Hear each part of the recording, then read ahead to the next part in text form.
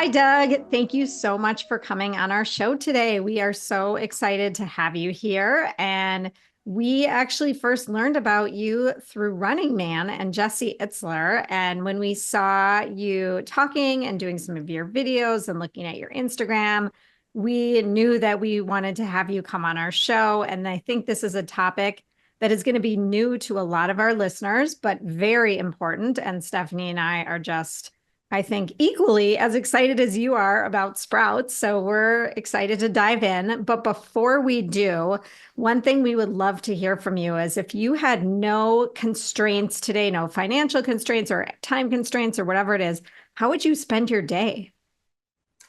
I think I have no constraints. So I get to really choose how I'm spending my day.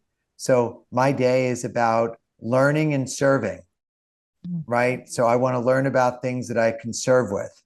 And so, my day, other than being, a very present father and husband, my days are spent around, learning about nutrition, microbiology, plant pathology, and then what that means, because I think that we're in an opportunity where there's never been a greater opportunity for people to become healthy, right? So, wherever we are as a population, civilization, there's room for improvement. So we have an opportunity for weight loss. We have an opportunity for reversing diabetes, for reversing heart disease. We have an opportunity to feed the world. We have an opportunity to transition conventional crops and farmland into organic, rich soil. We have an opportunity to leave the oceans to the fish. So there's all these opportunities. And what I look at is how can I make a difference? And so sprouting happens to be a way where, yesterday I was speaking to the nutritionist of one of the, top tennis players of all time. And we spent an hour and 10 minutes. And he fell into the category of many, many other people that loved sprouts, knew about sprouts, but always relegated sprouts as to a super nutritious food or a garnish. And after getting off our 70-minute phone call, he's like, oh my God, I got to start sprouting. I got to increase my sprout game. I'm going to do this with sprouts and this with sprouts and this with sprouts. And that's what I found is that people respond to accurate information that resonates with them. And I don't believe, like a lot of people will talk about conspiracies, they're trying to kill us. I don't think that they're trying to kill us. I think The that, sprouts? no, with just the food Oh, industry, right? okay. Like, Kellogg's Yeah. with their, Yeah, yeah, yeah. additives and food coloring and the meat and the dairy companies. They're not intentionally and deliberately trying to extinguish the population. What they are doing is they're seeing how can they make the most money, off of, the populace. And so it's really incumbent upon everyone to make their own decisions and what they do. And what I realized is that sprouts did not have a voice. They just didn't have a voice. So in countries like Japan, broccoli sprouts are a billion-dollar business. You can buy broccoli sprouts in 7-Eleven in Japan because they know that sprouts are a longevity food. They know about sulforaphane. They know about the benefits of cruciferous vegetables. In the United States, sprouting is not even an underground movement. It's sold at some farmers markets. They're in some Asian cuisines, and some hippies will have them on salads and wraps, alfalfa sprouts. And virtually there's no industry for sprouting, period. I had dinner with John Mackey, the founder of Whole Foods, and he said sprouts, are a nothing industry because they have short shelf life, they have low margins, they require plastic packaging, they require refrigerated distribution, and in Whole Foods, the products that people buy in Whole Foods are things that are unhealthy and that have a long shelf life and that are very profitable for the food companies. So if you take something like Sprouts, they don't fit any of those categories. But if you peel away money, right? Theoretically, I can eat whatever I want, whenever I want, wherever I want. What do I choose to eat? Like, what do I choose to eat? More than 50% of my diet today are Sprouts. And at times, 100% of my diet have been Sprouts. And the reason why is because A, I know where they're coming from because I'm growing them. And in 1 cubic foot, I was able to grow 6 jars, thousands of calories a day. And to the astonishment of 100% of the people that I speak to, 100%, that Sprouts contain every micronutrient, phytonutrient, polyphenol, antioxidant, every amino acid to form complete proteins. And even they have the microbiological activity to have the precursor to vitamin B12. So everything is in Sprouts that you need except sunshine where you go outside, right? So when I tell that to people, I don't care how sophisticated they are, how educated they are. This is new information for them because there's never been a television commercial for Sprouts. Forget about a Super Bowl commercial for Sprouts. So people are in an area where they're being brainwashed and being influenced by things that are unhealthy, carbonated, sugary beverages, processed food, refined food, all sorts of, these crazy things that are getting us so far away from nature, right? And nature, I believe nature knows best. It's been around, since, the Big Bang, 13.8 billion years ago, and populations have lived, on this planet for 4 billion years, that it's managed to work. But the advancements of human advancements have basically derailed health. It's just derailed health. So I'll take a pause because this isn't a stump speech like I did at Running Man. This is a podcast where it's interactive with Stephanie and Marnie.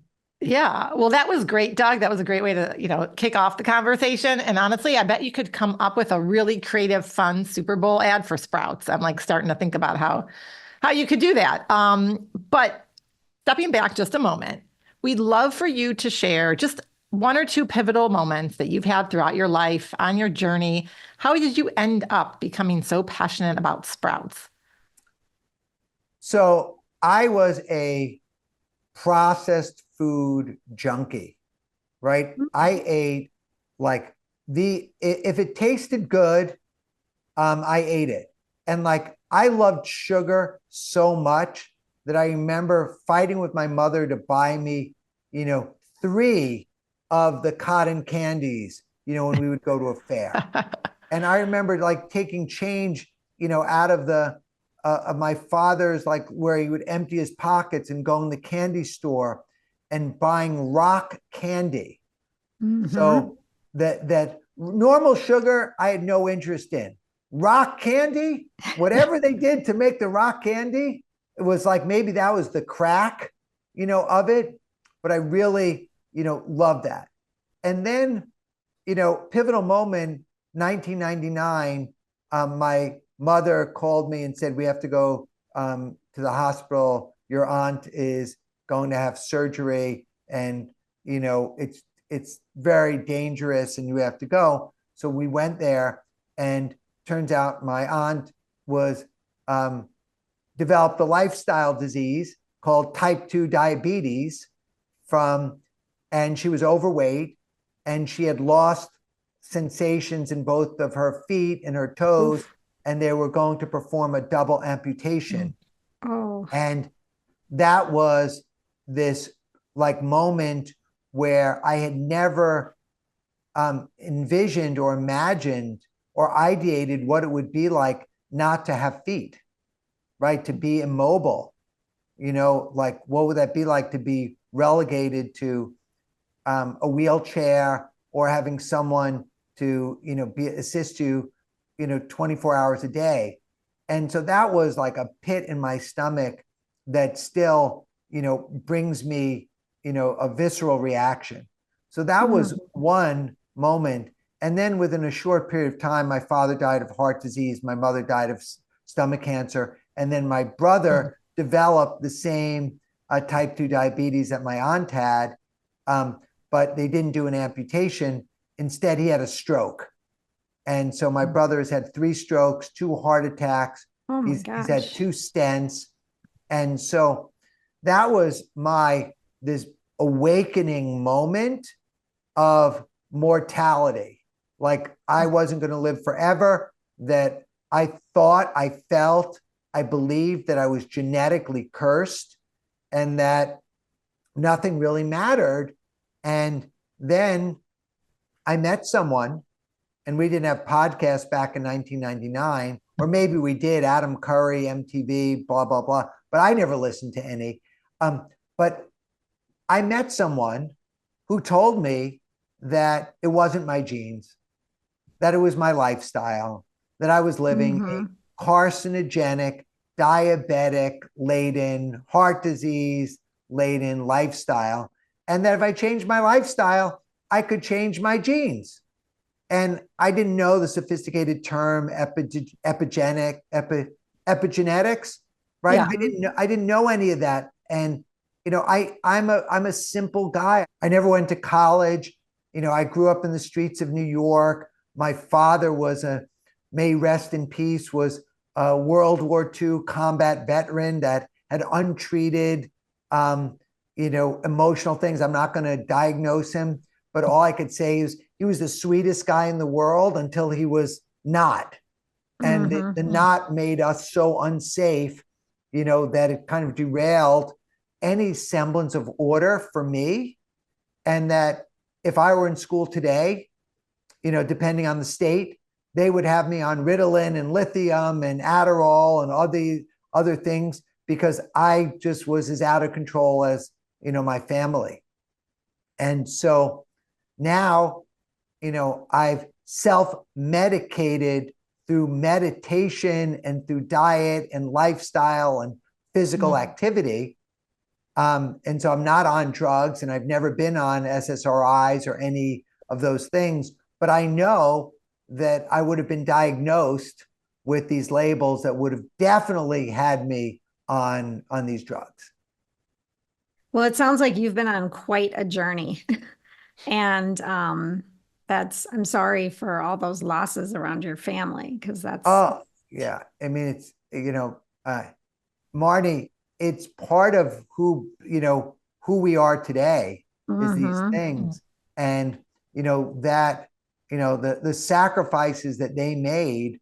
And, I would say that they were victims, of a society that was ignorant and was profit driven. Yep. And, for me, I'm not a victim. Like, I'm awake, I'm present, I know, and I'm responsible. And so I take positive action. So when I had that, the little bird whispered in my ear, that became my come to sprout moment, right? It was like, oh, you can change everything. And due to the nature of my, personality, and I don't think it's easy or difficult for everyone, and I don't even know if this is true, but someone told me that they quit smoking. I said, how did you quit? And they go, well, I just stopped.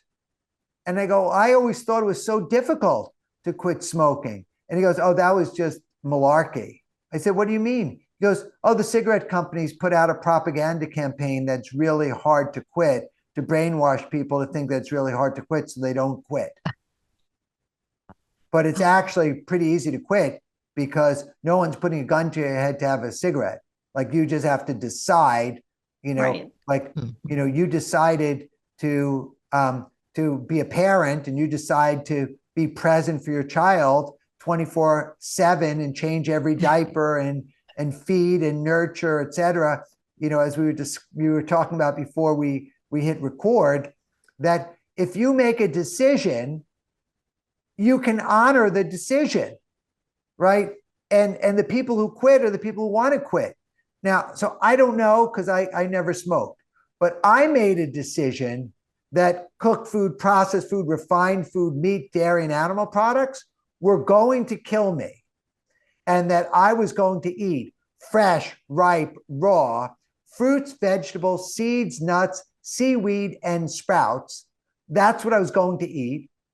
And I made a decision, and I had some mistakes along the way in this first 2-week period because I really didn't know what was what. But once I understood the parameters, then it became this opportunity, look at this. Is this fresh? Is this raw?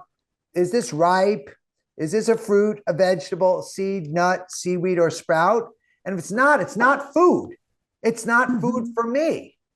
And probably the biggest lesson that I learned is that do not give unsolicited nutrition, dietary advice to people, period.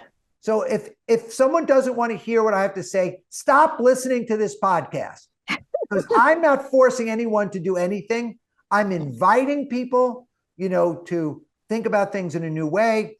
But I met someone, so were both you at Running Man, or did you see Running Man content online? We saw Running Man content online. Hope to be there next year. So Running Man was awesome, right? And I was invited 2 years in a row to speak at Running Man. And my co-founder, Mike Posner, was also of the Sprouting Company. He also was invited to speak and to perform. Mike is a beast. Mike ran a 50K ultra with an extra bonus mile in 5 hours. And I was an obstacle on the course, giving him sprouts on the course, handing out broccoli sprouts. And when he finished the run, he showered, he relaxed, and 90 minutes later, he gave a 16-set solo concert. He's your co-founder? He's the co-founder of the Sprouting. I did not know that. Wow. Okay, I saw all of that all that content about him, but I didn't know you guys were connected. Yeah, Mike is the best. And so Mike is a beautiful human being. He summited Mount Everest. He walked across the country, and he found out that his father had brain cancer and he was genetically predisposed to Alzheimer's, and that he fell in love with broccoli sprouts because of the sulforaphane and how they open up the NRF2 pathway and they have the anti-inflammatory benefits. So he went all in on the sprouts. And then, he's an artist, Grammy-nominated singer-songwriter. He has a beautiful song out right now, it just came out, called "It's a Beautiful Day to Be Alive." And the influence that we had was the music industry is really for teenagers, right? And there's 75,000 new songs. 75,000 new songs get released or uploaded every week, like the music industry.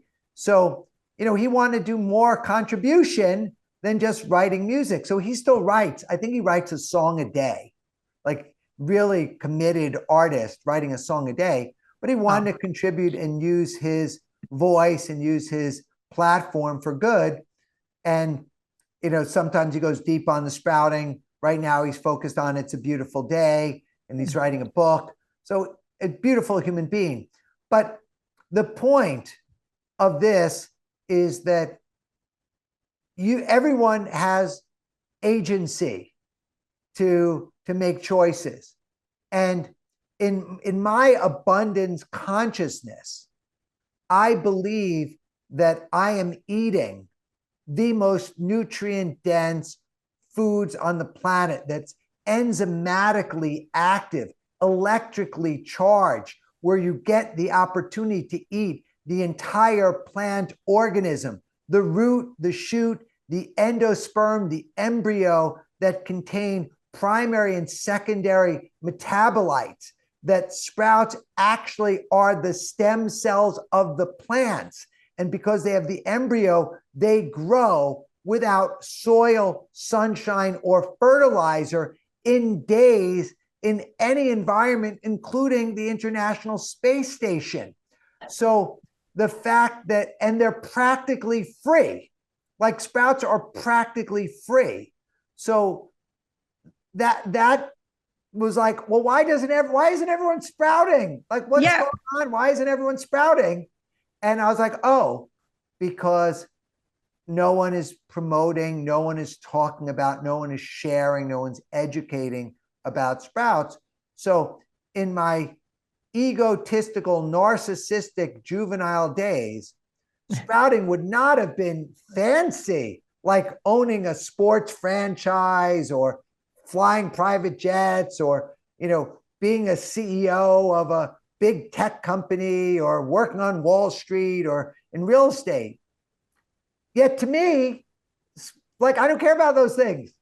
Like I'm happy to take something that didn't have a voice.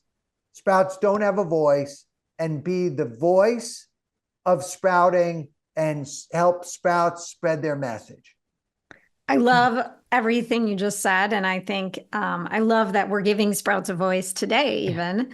Yeah, And with that in mind, let's dive into sprouts, because I think some of our listeners are going to be listening to this and be like, what are they talking about? Like, what, some people may not even know what sprouts are. They might think of bean sprouts and that's it. So can you talk about, like, what are sprouts? What are their nutritional benefits? Why are they better than other fruits and vegetables per se? Yeah. So basically, I would say your listeners are familiar with seeds, right? Seeds are the source of all plant life on the planet. And, most nutrition comes from seeds that actually get sprouted, germinate, and then grow into their mature counterparts. So people are very familiar with sprouts, which is what I love. They're not like this, Peruvian exotic superfood. These are familiar names: alfalfa, radish, clover, broccoli, chia, lentils, peas. And basically, these seeds or legumes, when you add water, actually begin the germination process or the sprouting process. And they go through a metamorphosis in a very short period of time, in under a week, from being a seed, which is a complete living organism, in a dormant stage. So the seed has natural preservatives on it, right? Enzyme inhibitors, phytic acid, lectins, to preserve this living organism in a dormant state. And when you soak the seed, it's actually mimicking what would happen in nature if the seed was sitting in fertile soil, or if a creature ate the fruit or ate the vegetable and swallowed it in its stomach. As it would go through the digestive tract, the phytic acids would lessen, the enzyme inhibitors would lessen, the lectins would weaken, and a metabolic process through the combination of carbon, oxygen, and water is initiating this seed, saying, oh, it's time to grow, it's time to grow. And this happens without soil, sunshine, or fertilizer. So in the most provincial way, mung bean sprouts, right? Mung bean, you can buy mung beans and you could cook them and make a dal or make a part, but you could also add water and sprout them, and you could see them. And there's multiple varieties of mung beans. They're long, white. They almost look like a little tadpole, very white. Those are grown in a very specific variety that are preferable in like Asian cuisine, where they have no exposure to light. So they're grown in the dark, so they stay white. If you grow the sprouting company mung beans in a jar in daylight, they'll actually have color. You'll see a green shoot and a cotyledon come out of it, and you'll see the root. So they grow differently. But basically, when you take that simple mung bean and you soak it, 5 hours, 8 hours, and then you rinse it and you go through that process, you are transferring this bean into a vegetable. And some of the magical things that happen is in 3 days, you've increased the vitamin C, because beans don't have a lot of vitamin C, but bean sprouts do, by 500%. So can I just clarify something? So you're Sure. saying if I buy, like I think I have a bag of mung beans in my pantry right now. If I take one of those beans and put it in a jar with water, it's Yeah. going to turn into a sprout? Yeah. Well, let me say that theoretically, yes.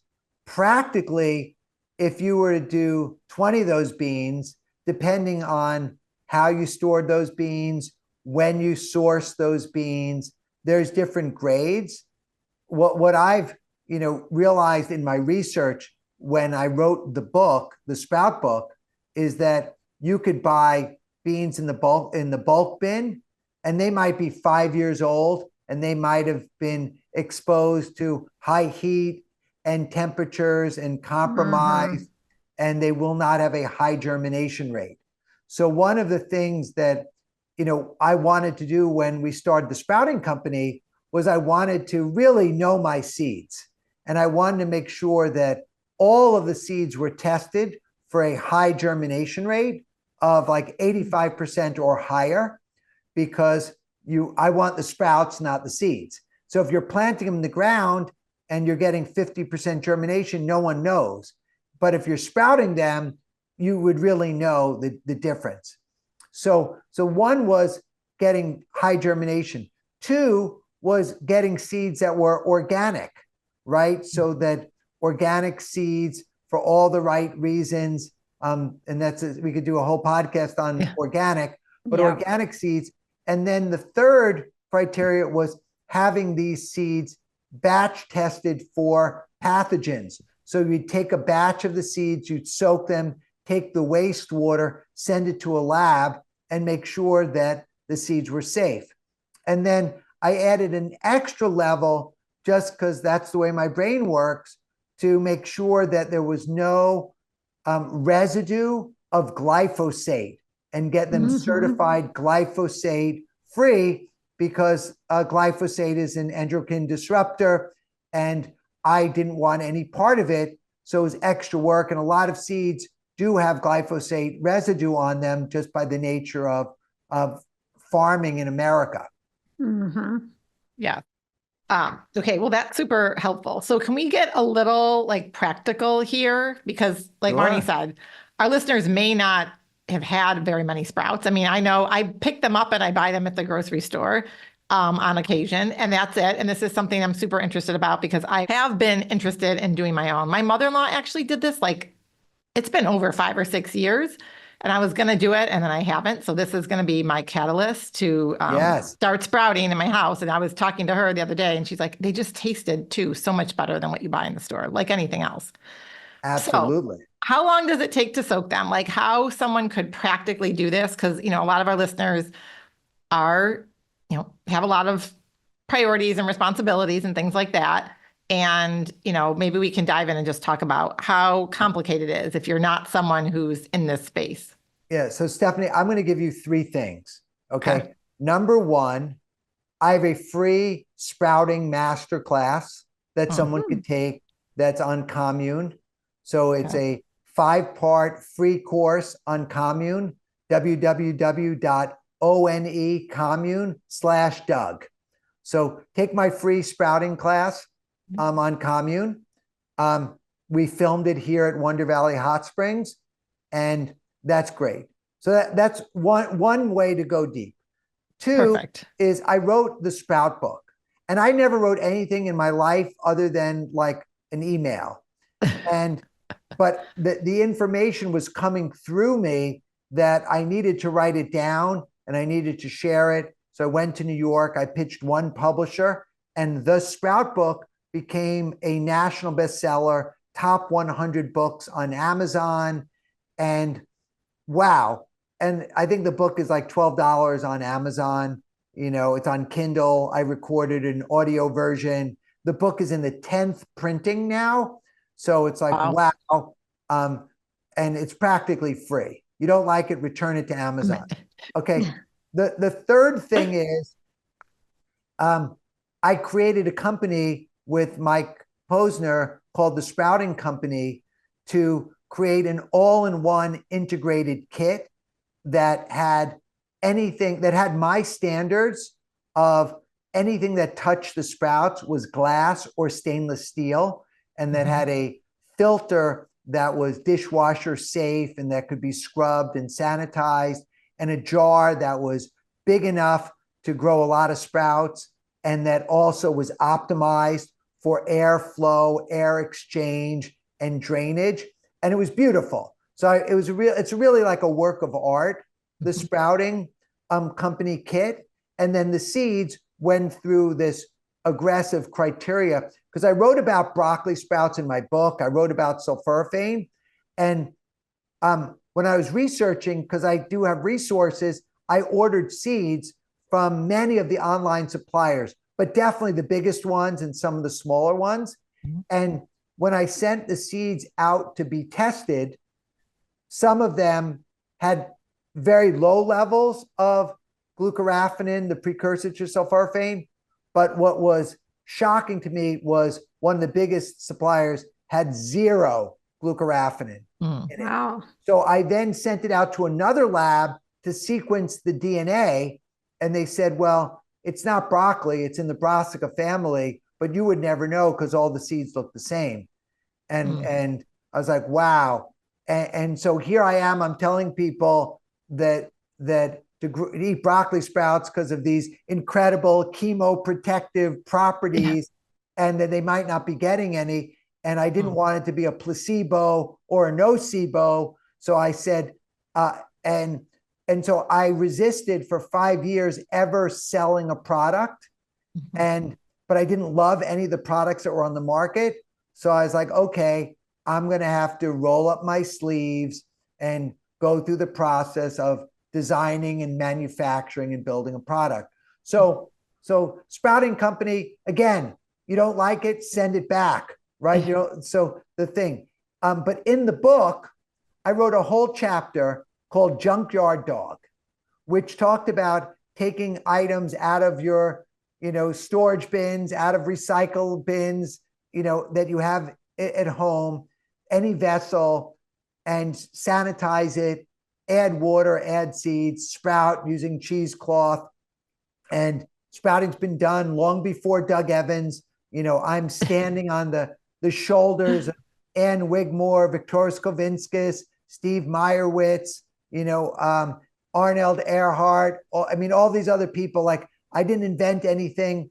I created things, but this has been around, and sprouting in my book has been around since the beginning of civilizations, 5,000 years. And there's Egyptian hieroglyphics that have sprouts in it. Asian cultures have been sprouting, but just America, which is the melting pot of capitalism and processed food, sprouts just never had their voice. Well, no one's making a lot of money off of them yet. So maybe that's why, kind of to your point earlier. So I understand, people can go to, the One Commune and get the course and read your book. And those are all fantastic ideas. And I recommend our listeners do that. For just this podcast purposes and just for my own understanding.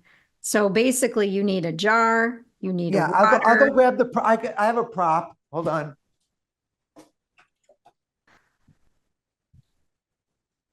Now, this is a beautiful jar, but and we're on YouTube. So if you're listening to the audio, head over to YouTube. So this is the glass jar, right? But this can be a pasta sauce jar. This could be a mason jar and the like. And then, you need something to strain the water. So, this filter, give me a second to get it out.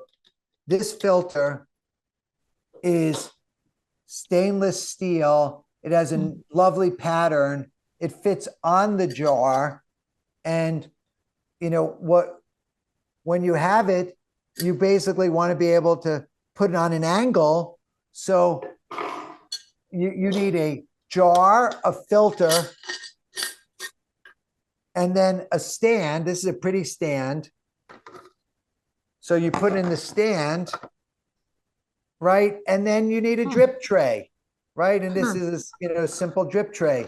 So this little kit integrated, is a sprouting company kit. But before this existed, I used mason jars. I used pasta sauce containers. I used blenders. I used cheesecloth.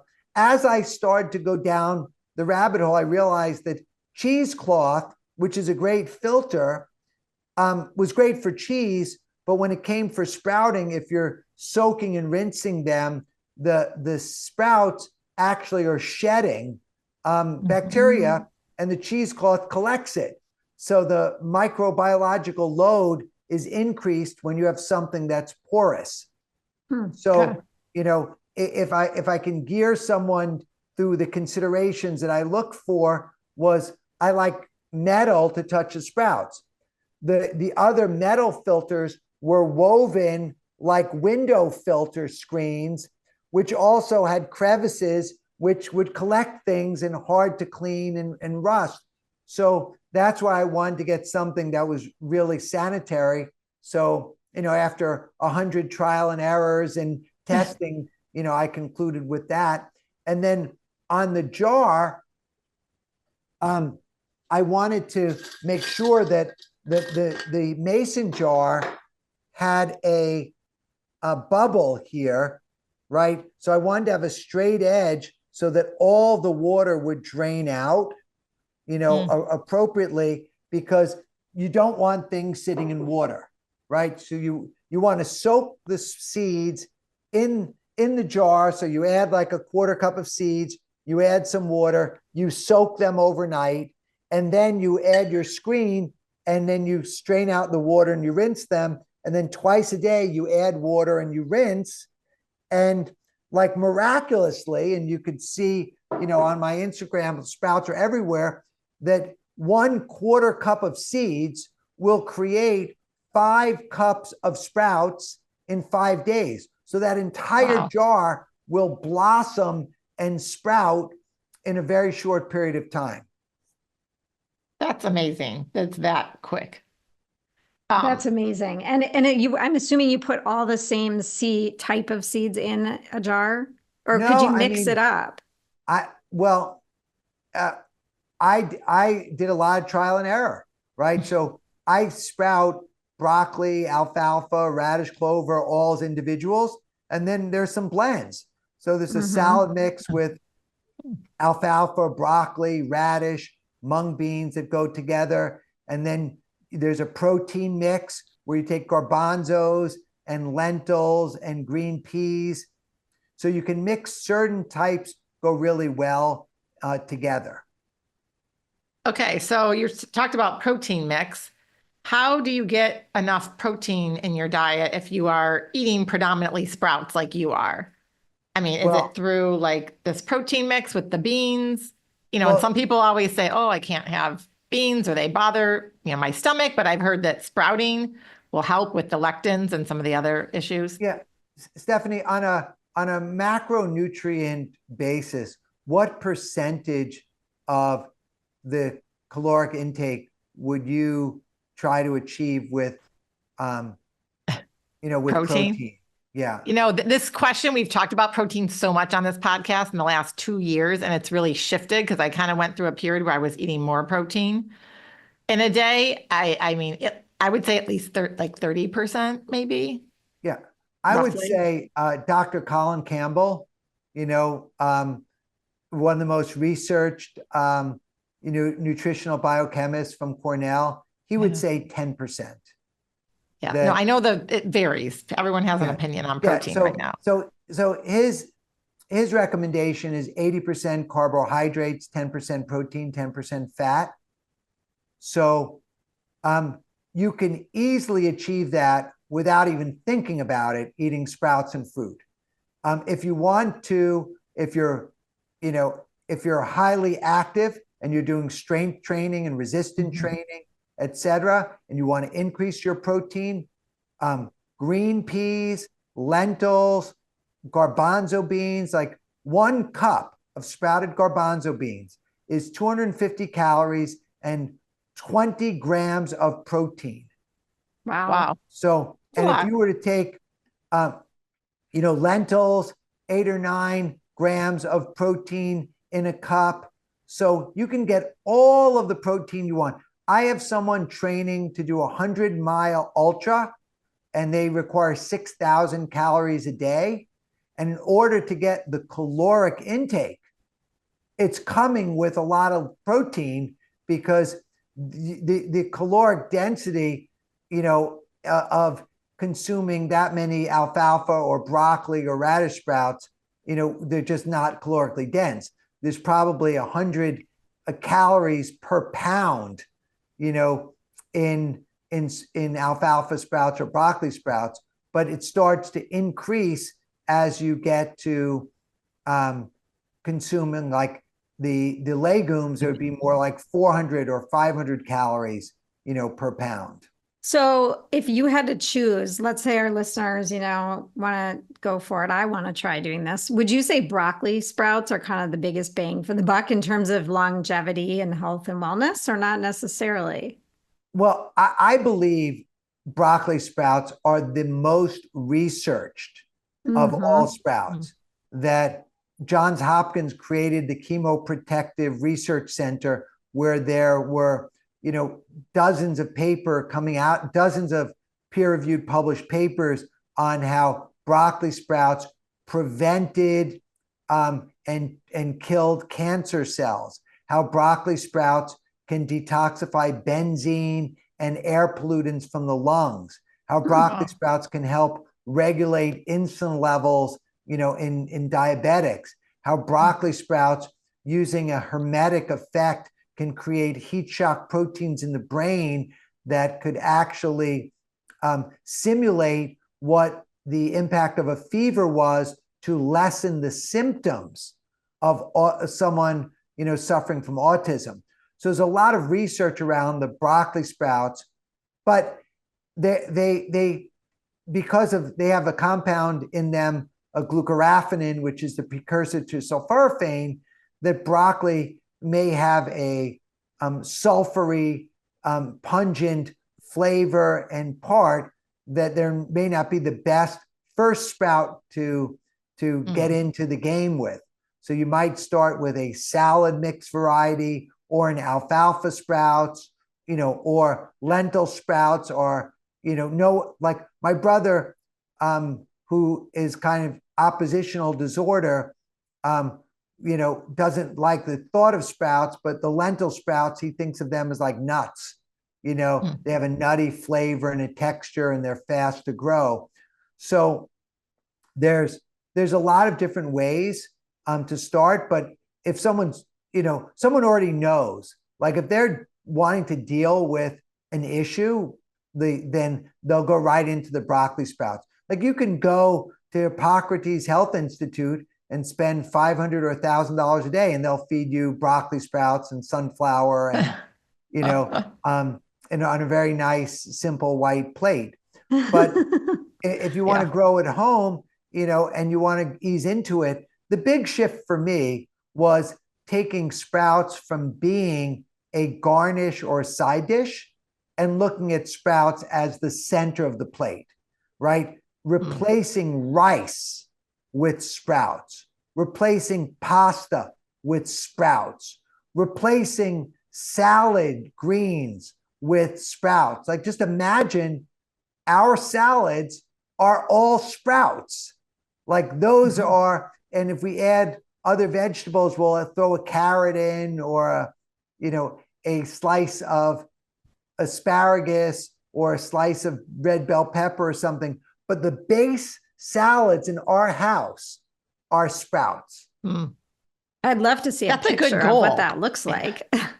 Oh, just go on our Instagram or go on Mike Posner's. Yeah. You'll see the big Mike bowl. And then, in the sprout book, I partnered with Oprah's recipe developer and we created 40 recipes in the sprout book.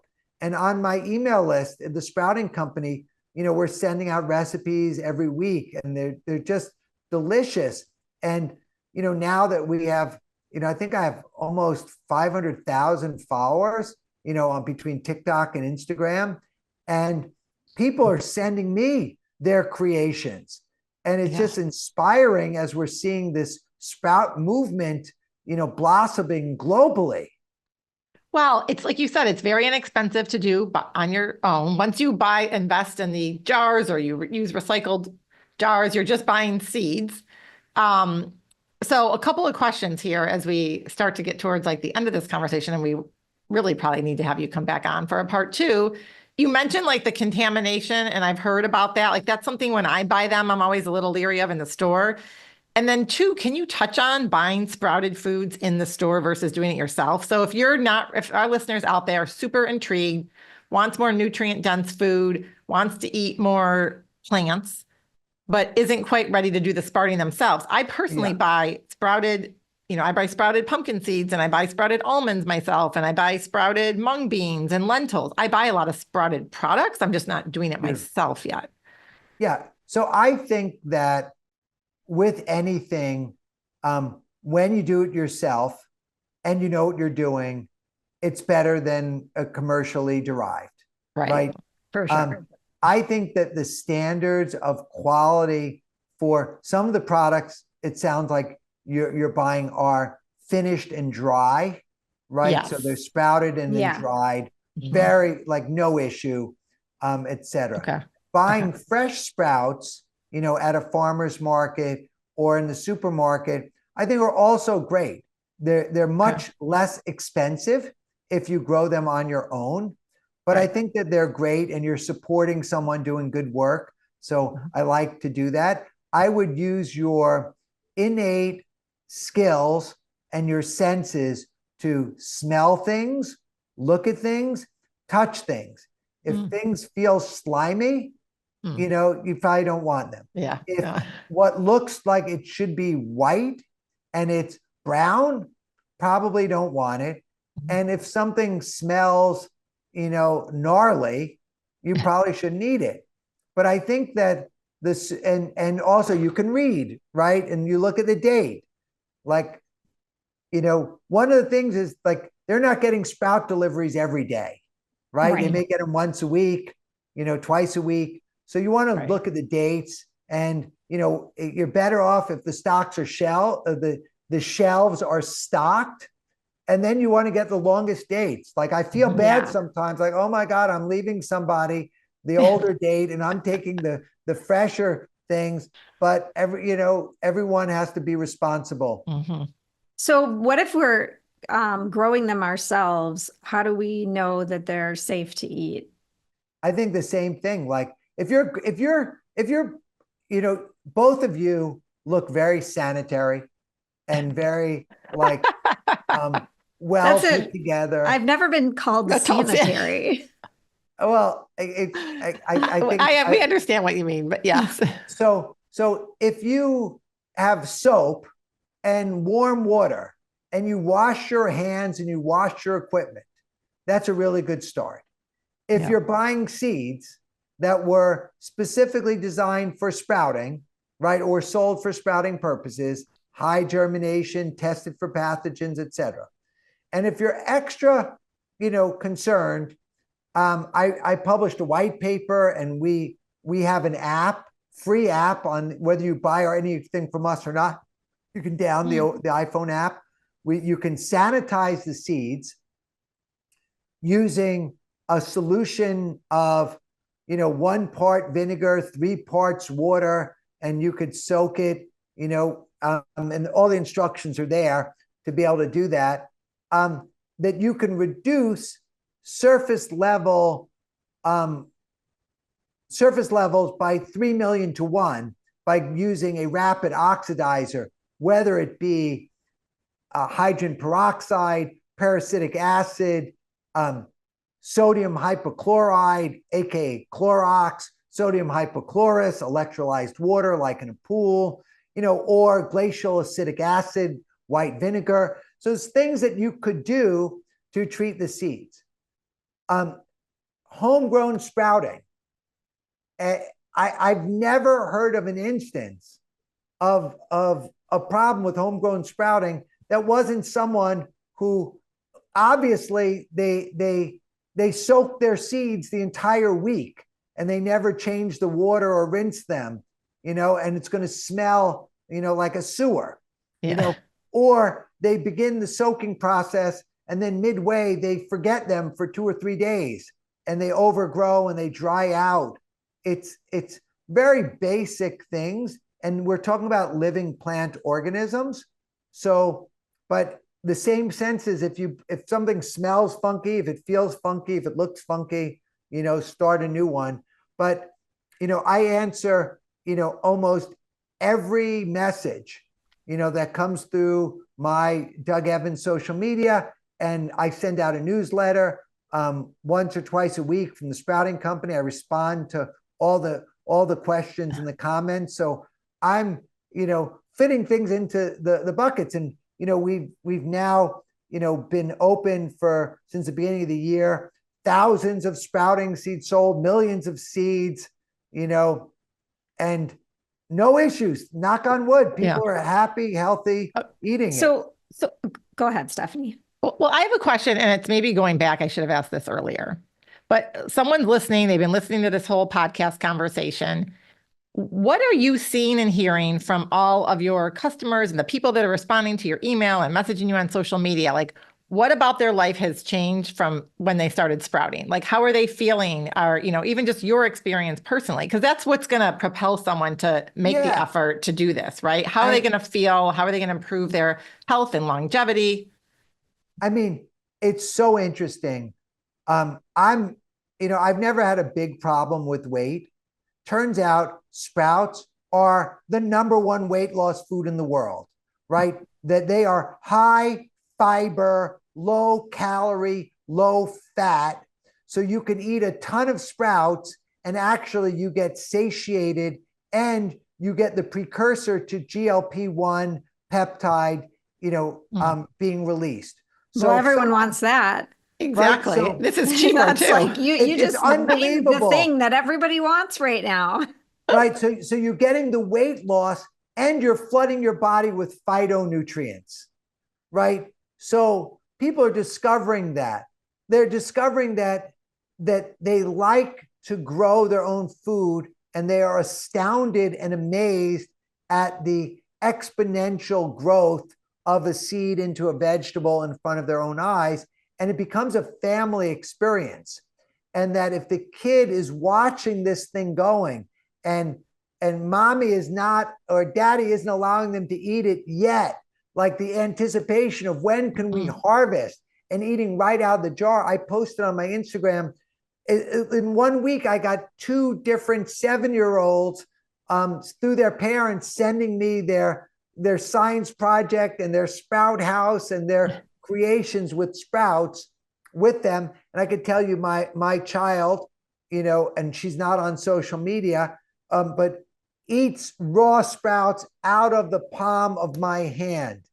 At 2 years old, she eats them out of the palm of my hand. And so we're seeing that. We're seeing athletes getting shredded, from sprouts, like getting the energy. Like I'm looking at, the transformation. Mike Posner, when he summited Mount Everest, he walked across the country. And for the last 2 years, he's been, raw sproutarian, eating sprout-based lifestyle and is just the most fit, the most shredded. And he's so excited. He sent me a text the other day. So, do you want to see a picture of my poop? And I was like, yes, of course. You guys are close. You're close. I mean, I'm not posting it on social media, but it's like epic. Like people are getting the best movements they've ever had.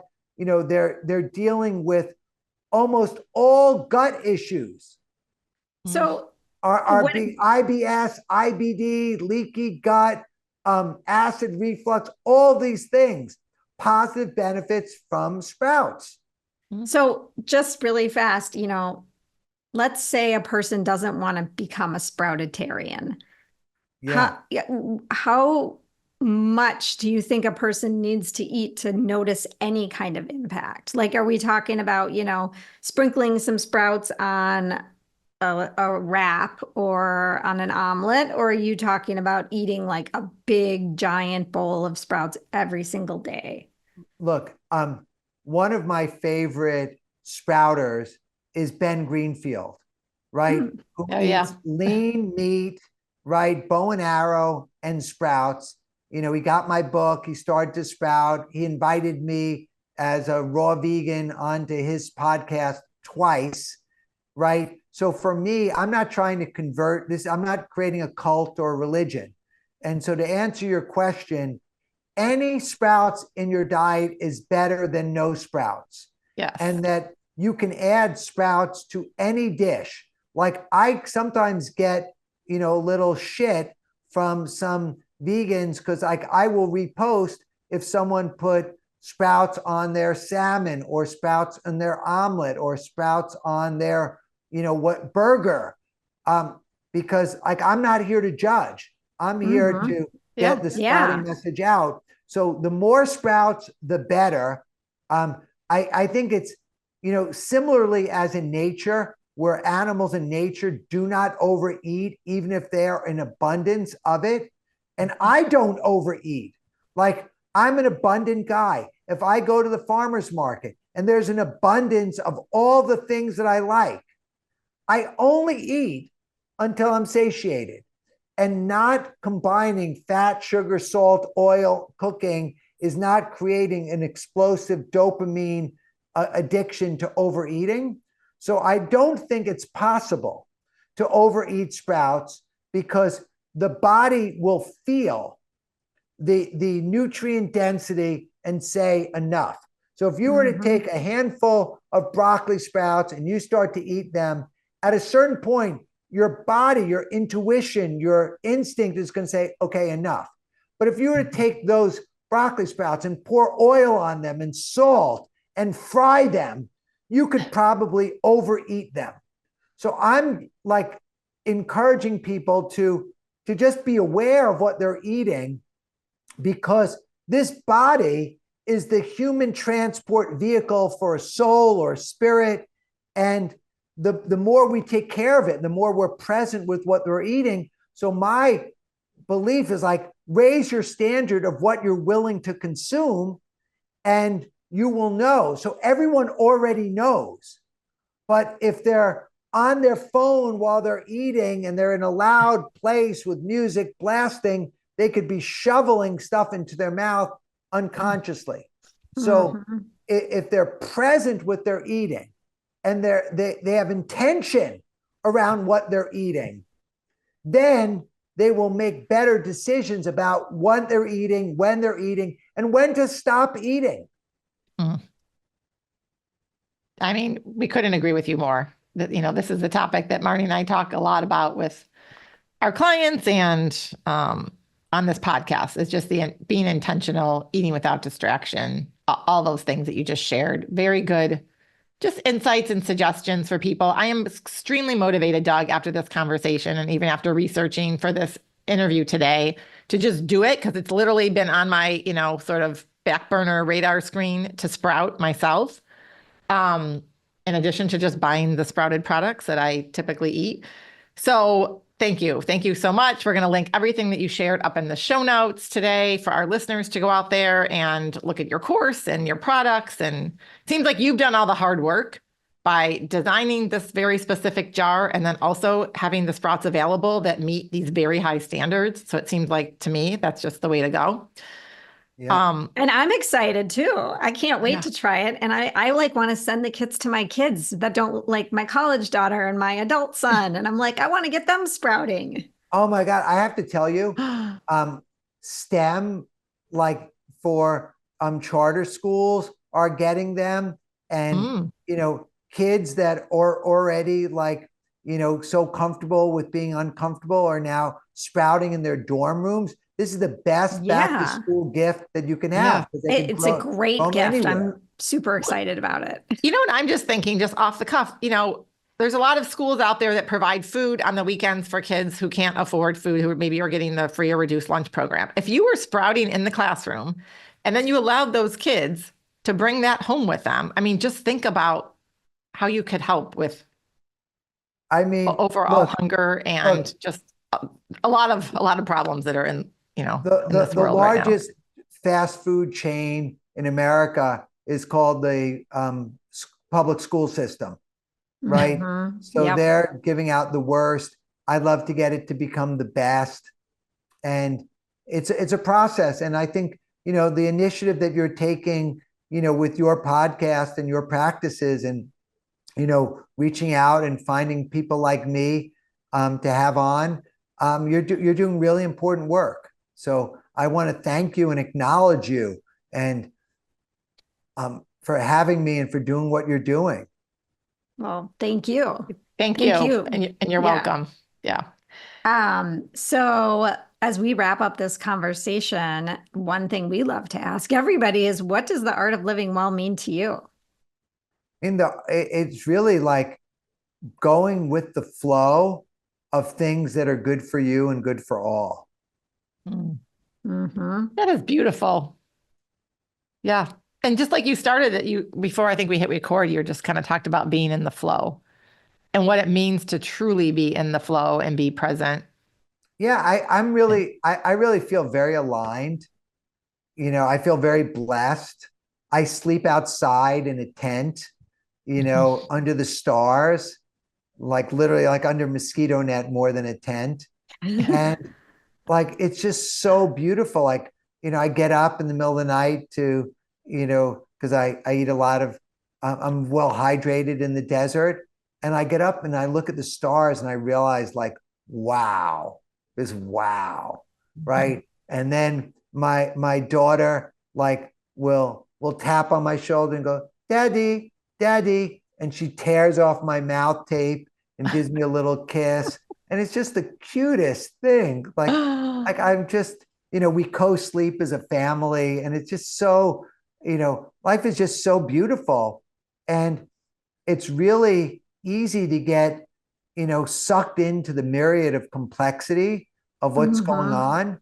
So I'm not like living, in isolation because I'm making a contribution. Like I'm here living my best life, right? And finding ways to contribute, like traveling across the country and setting up. And we gave out 600 samples of sprouts at Running Man. Like I'm running around with tongs, handing out sprouts, following people into the sauna, giving out sprouts. And, it's fun. And, I think that's the art of living, right? It's Absolutely. like, it's all about the mindset. Like, is it more comfortable to just lie on my back in a flotation tank and, stare up at nothingness, versus like going through TSA and not going through the machine and getting a pat down and having them, go through what's this, and then getting on the plane. And I like an aisle seat so I can go pee, but then I'm invariably getting elbowed or a bag whacking me in the head. It's like, so I leave paradise so I can go do the good work, and I like to come home. Yeah. I love that. We should all love to come home, right? Yes. And thank you for doing all the good work and spending your time and giving a voice to the sprouts. Yeah, So, thank you so much. You guys have an incredible Thursday, but I'll still wish you the best weekend ever. You too. Thank you for having me. Have a great day. Bye, Doug. Bye.